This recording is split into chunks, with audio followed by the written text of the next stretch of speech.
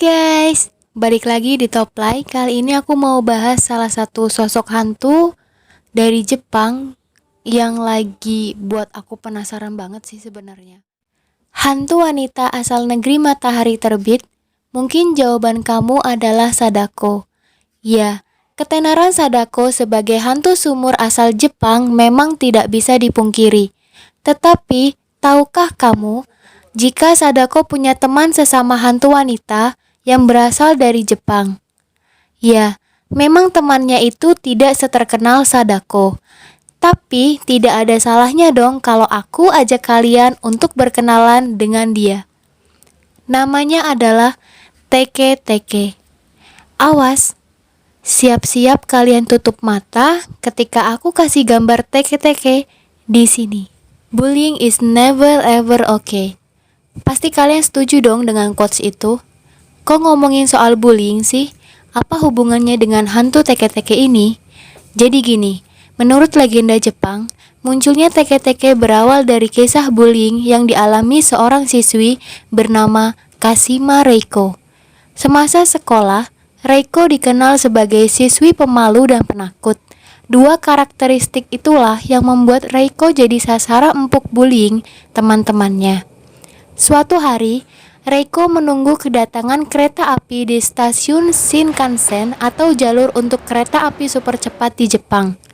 Nah, pas lagi nunggu di peron itulah Reiko lagi-lagi jadi korban bullying oleh teman-temannya. Saat itu, teman-temannya yang super jahil meletakkan jangkrik di bahu Reiko. Si teman tidak pernah menyangka jika akhir dari kejahilannya berakibat fatal. Saking kagetnya dengan jangkrik yang tiba-tiba bertengger di bahunya, Reiko terjatuh ke rel dan wush, dia tertabrak kereta api super cepat. Hanya dalam hitungan detik, kereta super cepat yang melintas menggilas tubuhnya.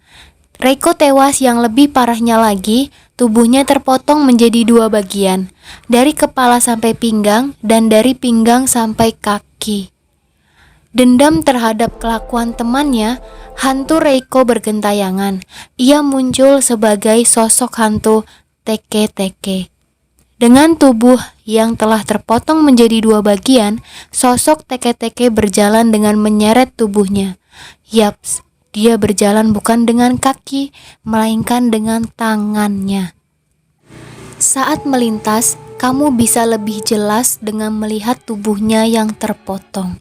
Seakan itu belum cukup menyeramkan, Teke-teke juga memegang sabit di salah satu tangannya. Sabit tersebut dia gunakan untuk memotong tubuh orang yang tidak bisa menjawab pertanyaannya. Saat bergentayangan di malam hari dan melihat calon korban, Teke-teke akan bertanya, "Di mana kakiku?" Supaya selamat dari sabetan sabit, orang harus menjawab pertanyaan tersebut dengan "di jalur mesin." Itu adalah jalur kereta tempat Reiko terbunuh dan tubuhnya terbelah menjadi dua. Tuh, fatal banget kan akibat dari bullying, bisa bikin orang meninggal sampai jadi arwah gentayangan. Mungkin saat itu teman yang menjahili Reiko berpikir bahwa perbuatannya adalah hal sepele. Tapi siapa sangka perbuatan yang dia pikir sepele itu mengakibatkan hal yang sama sekali tidak sepele. Jadi, buat kalian, jangan pernah bully teman-teman di sekitar kamu ya. Jangan sekalipun dan dalam bentuk apapun.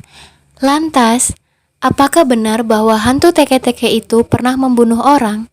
Menurut cerita yang beredar, ada dua orang yang menjadi korban, yakni seorang siswa dan seorang masinis. Si siswa yang terbunuh pada malam hari ketika ia pulang ke rumah dan melintasi gedung tua. Di atas gedung tua itu, sosok Teke-teke bertengger. Ia pun turun menghampiri si siswa dan mengayunkan sabit padanya. Sementara itu, si masinis terbunuh saat musim salju ketika kereta yang dikendarainya menabrak sesuatu. Ternyata, sesuatu tersebut adalah hantu Teke-teke yang berada di tengah-tengah rel.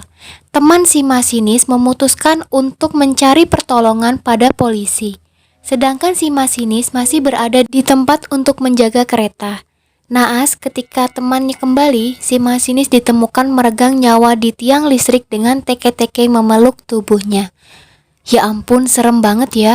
Si hantu wanita bernama Teke-Teke ini awalnya cuma siswi biasa, tahu-taunya dia menjelma menjadi hantu yang mematikan.